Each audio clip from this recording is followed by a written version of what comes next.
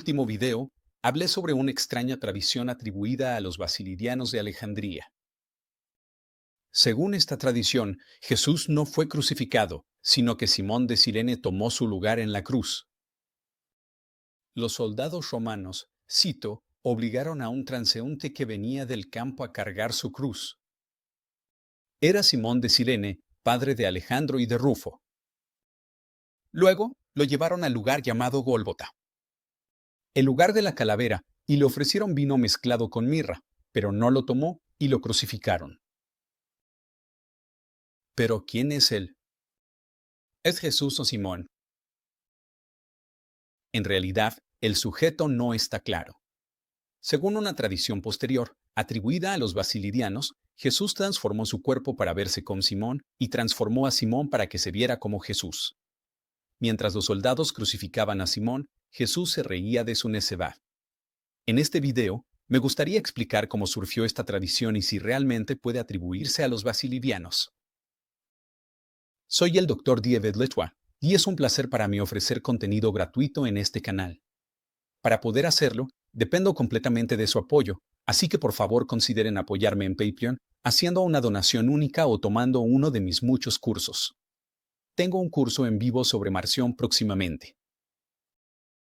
También tengo cursos sobre los basilidanos, prefechando los evangelios y muchos otros. Eventualmente, todos mis cursos estarán disponibles para ustedes en una sola suscripción llamada la Academia Gnosis, así que aprovechen. Ser parte de esta academia incluye una reunión mensual en línea conmigo en la que pueden hacer cualquier pregunta, así que únanse y preséntense personalmente. Los enlaces están en la descripción.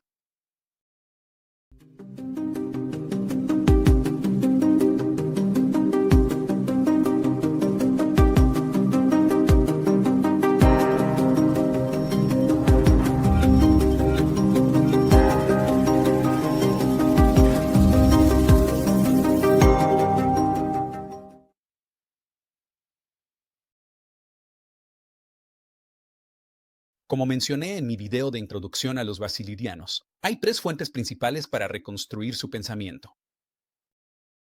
Los fragmentos auténticos, la refutación de todas las herejías e Ireneo. En el ámbito académico y en línea, Ireneo ha tenido una preeminencia injusta, pero su informe puede y debe ser verificado con exactitud. Hay al menos dos formas de verificar un informe sobre una herejía. La mejor manera es comparar ese informe con los fragmentos auténticos de un pensador, en este caso, Basílides. A menudo sucede que algo que Basílides o uno de sus discípulos realmente dijo contradice lo que se informa más tarde por los heresiólogos. La segunda forma es usar a los heresiólogos contra los propios heresiólogos. Es decir, a veces los heresiólogos se contradicen entre sí y podemos rastrear dónde y cómo lo hacen. Resulta que el autor de la refutación de todas las herejías, también conocido como el refutador, tenía una fuente independiente sobre Basílides, y esta fuente independiente contradice a Ireneo, precisamente en el tema del sufrimiento de Jesús en la cruz.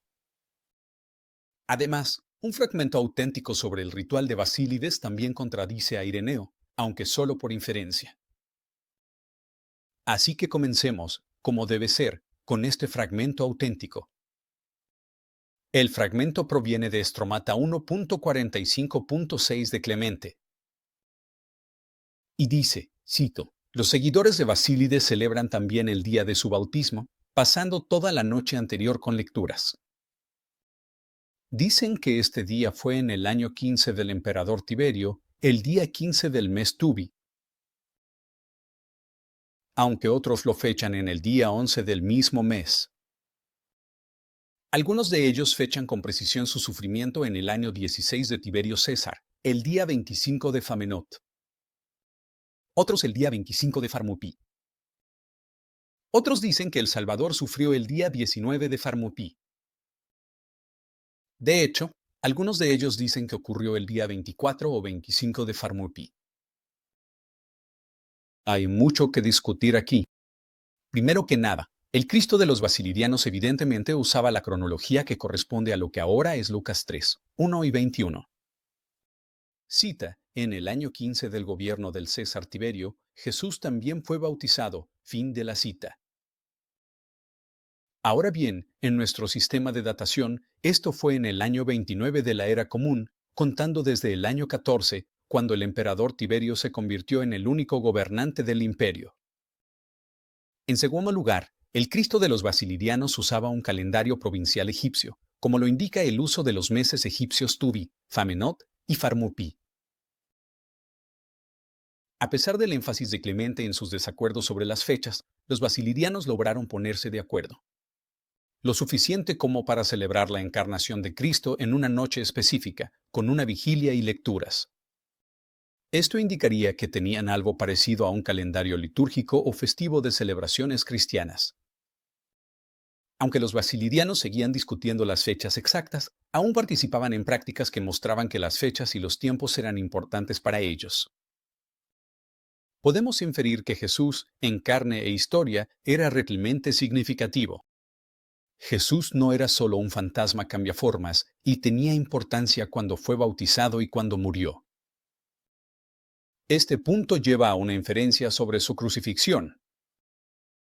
Si para los basilirianos era importante cuando fue crucificado Jesús, evidentemente también era importante que fuera crucificado.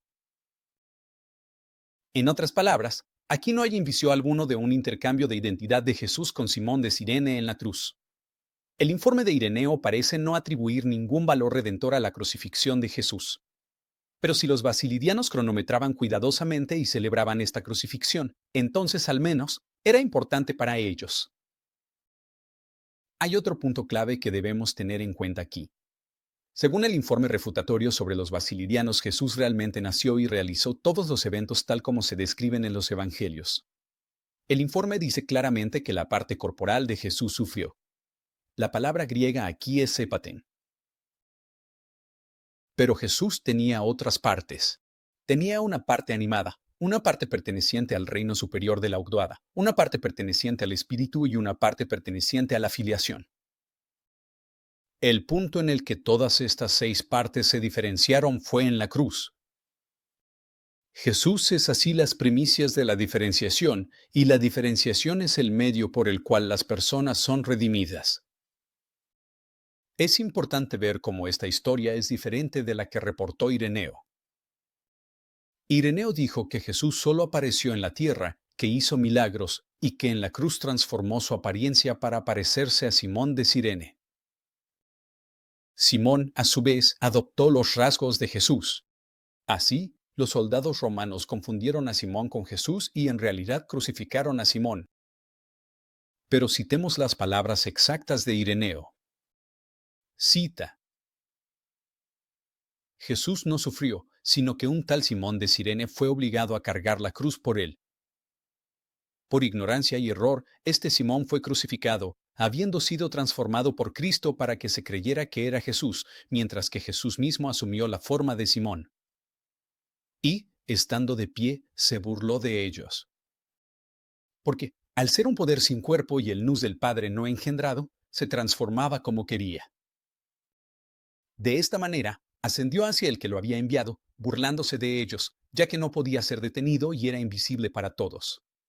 Aquellos que conocen estas cosas son liberados de los gobernantes que hicieron el mundo.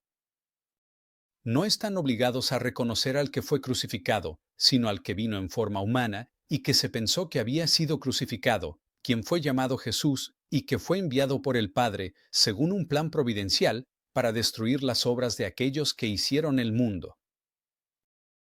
Por lo tanto, afirma Basílides, si alguien confiesa al crucificado, todavía es un esclavo y está bajo el poder de aquellos que hicieron los cuerpos. Sin embargo, quien lo niega queda libre de ellos y tiene conocimiento del plan del Padre no engendrado. Ahora bien, si te tomas un momento para pensarlo, esta historia es bastante improbable. Según los evangelios, los soldados romanos habían obligado previamente a Simón a cargar la cruz de Jesús. Al menos en ese momento, ellos sabían que el hombre que cargaba la cruz no era Jesús. Entonces habría sido difícil para ellos perder de vista a Jesús, incluso si él hubiera tomado la forma de Simón. En segundo lugar, Simón, aunque se viera como Jesús, presumiblemente no habría permitido que ocurriera este error. Amablemente les habría recordado a los soldados, en caso de que lo hubieran olvidado, que él era en realidad Simón y que apenas recientemente lo habían obligado a cargar la cruz. Si Simón tenía algún instinto de autopreservación, sin duda habría protestado mientras lo clavaban.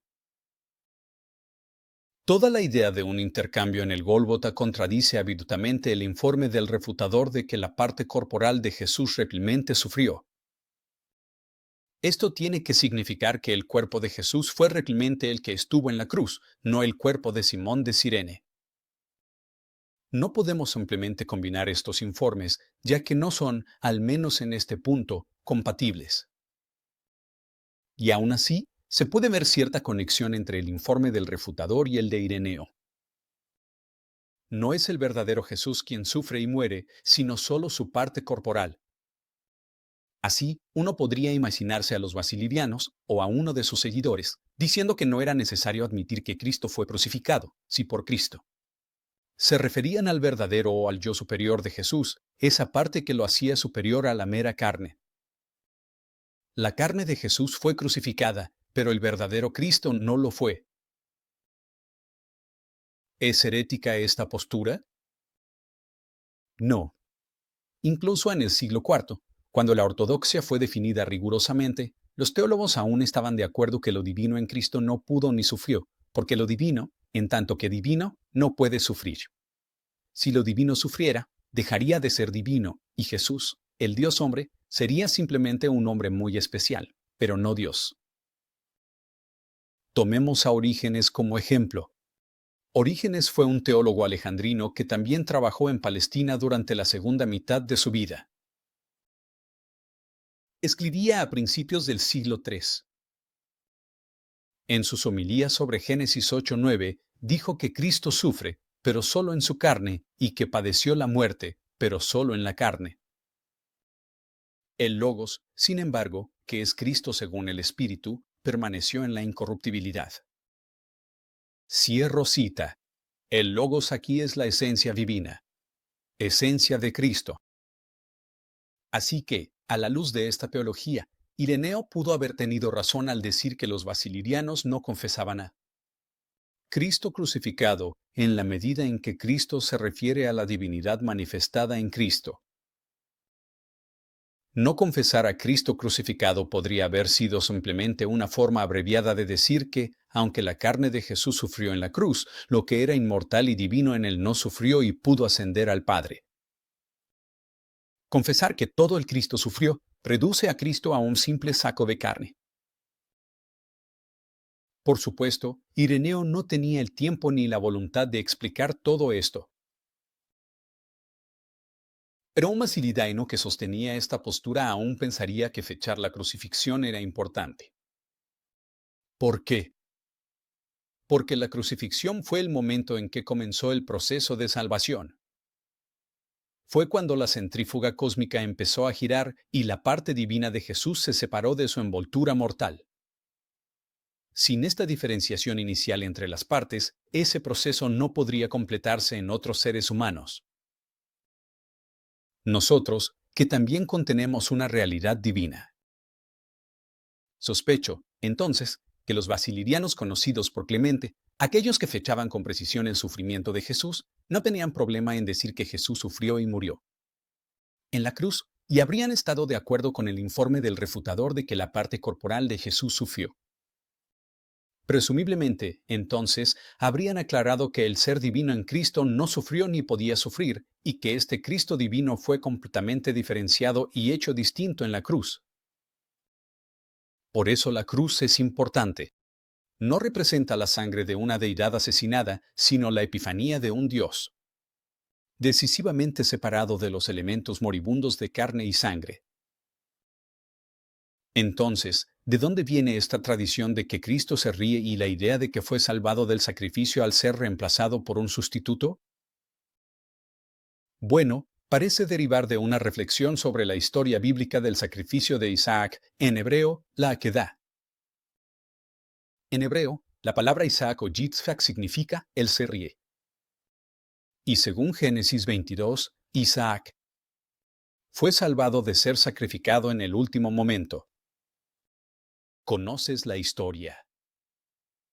Clemente, al interpretar la historia, dijo que Cristo no sufrió al igual que Isaac y que Isaac se rió, precisamente en el momento en que fue liberado de la muerte. Así que se puede entender fácilmente cómo Cristo, el nuevo Isaac, se reiría de sus perseguidores. Isaac fue salvado de ser sacrificado por su padre cuando se proporcionó un sustituto. En el caso de Isaac, el sustituto fue un carnero. En el caso de Jesús, el sustituto fue otra persona, Simón de Cirene. Pero en cada caso, ese sustituto fue silencioso y dócil al ser sacrificado. Leer a Jesús como el nuevo Isaac, de hecho, explica por qué Simón de Cirene está, de otro modo, incomprensiblemente callado. Él desempeña el papel de un animal sacrificial que no habla, como un cordero llevado al matadero. Hay otro origen bíblico para la risa de Cristo, que también explica la ascensión de Cristo desde la cruz. Según el Salmo 2, los arcontes o gobernantes se reúnen contra Cristo, mientras el que habita en el cielo se ríe de ellos. Este es el Salmo 2, versículos 3 al 4. Cristo habita en el cielo, porque ascendió allí, y desde allí se burla de sus enemigos.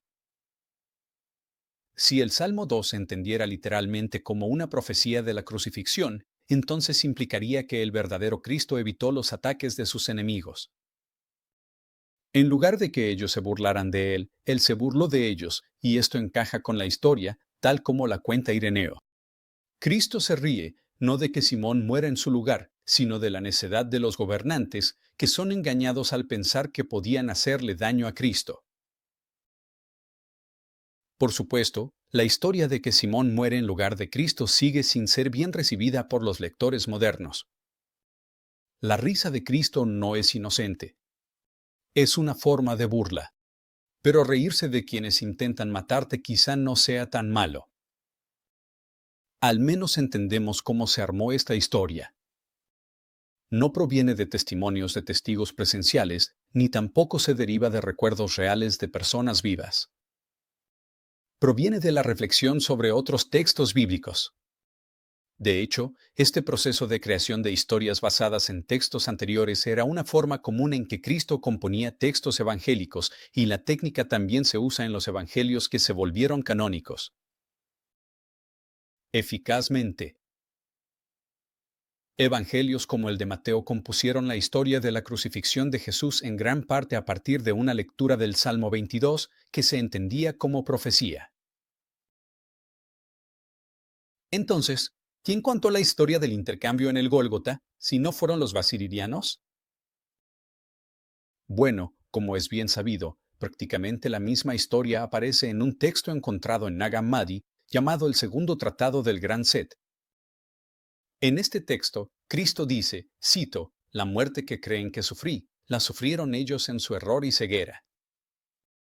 Clavaron a su hombre hasta la muerte. Sus pensamientos no me percibieron, ya que eran sordos y ciegos. Al hacer estas cosas, pronunciaron juicio contra sí mismos. En cuanto a mí, me dieron y me castigaron. Pero fue otro, su padre, quien bebió la hiel y el vinagre. Ese no era yo. Me estaban golpeando con un látigo, pero fue otro, Simón, quien cargó la cruz sobre su hombro. Otro llevó la corona de espinas, y yo estaba en lo alto, burlándome de todos los excesos de los gobernantes y del fruto de su error y vanidad. Me reía de su ignorancia.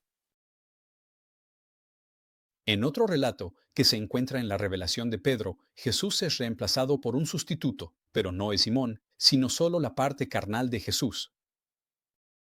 Mientras tanto, el Jesús viviente sonríe y se ríe por encima de la cruz. Ahora bien, estos textos probablemente sean ambos alejandrinos, como he argumentado en mi libro, El cristianismo primitivo en Alejandría. No creo que puedan identificarse con precisión como textos basilirianos compuestos por y para los basilirianos. Al mismo tiempo, todavía podríamos imaginar a los basilirianos leyendo estos textos. Un heresiólogo posterior podría entonces haber confundido lo que los basilirianos leían con lo que realmente enseñaban. Tal confusión sumaría puntos retóricos, porque la historia de Jesús siendo reemplazado por Simón en la cruz suena tanto extraña como cruel. Al enfatizar a Cristo como el nuevo Isaac, no quiero eliminar lo extraño y cruel de la historia, pero sí espero que, de alguna manera, haya logrado darle sentido. La historia de que Cristo no murió repelmente en la cruz, sino que solo lo pareció, tuvo una larga vida posterior, apareciendo de manera más famosa en el Corán, Sura 4, versículo 157. Si llamamos a esta idea herejía, al menos en el Islam es perfectamente ortodoxa y está completamente basada en tipos bíblicos y escenas del Antiguo Testamento. Si les interesa profundizar en el pensamiento de los basilirianos, tengo un curso completo sobre sus fragmentos auténticos. No olviden suscribirse a este canal, ver mis otros videos gratuitos y revisar los enlaces en la descripción.